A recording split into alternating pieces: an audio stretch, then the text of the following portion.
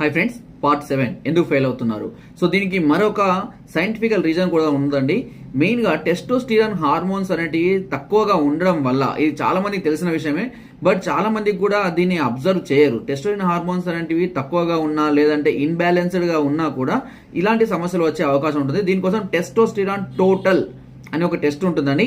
ఈ test చేయించుకున్నట్లయితే hormones ఎలా ఉన్నాయి, estrogen, progesterone hormones, prolactin hormones, ఇలాంటి హార్మోన్స్ అనేవి టెస్ట్ చేయించుకోవాలి. ఒకవేళ ఇవి ఇన్బ్యాలెన్స్గా ఉంటాయి, కొంతమందికి మగవాళ్ళ మీద కోరికలు కలగడం, ఆడవాళ్ళకు ఆడవాళ్ళ మీద కోరికలు కలగడం, లేదంటే నపుంసకత్వ ఛాయలు రావడము, అంటే 0.5 లాగా బిహేవ్ చేయడము, ఇలాంటి కొన్ని ఫీలింగ్స్ తక్కువగా ఉండడము, మూమెంట్స్ రాకపోవడం, ఇలాంటి సమస్యలు ఉంటాయి. కాబట్టి ఒకసారి టెస్టోస్టిరాన్ టోటల్ అనే ఒక టెస్ట్ ఒకసారి చేయించుకున్నట్లయితే ఈ సమస్య ఎందుకు వస్తుంది అనేది కూడా మనం తెలుసుకోవచ్చు. ఒకవేళ అది ఫుల్గా ఉన్నా కూడా ప్రాబ్లం ఉంటే అప్పుడు ఒకసారి నాకు కాల్ చేయండి.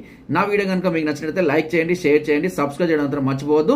పార్ట్ 7 అయిపోయింది కదా, పార్ట్ 8 కావాలంటే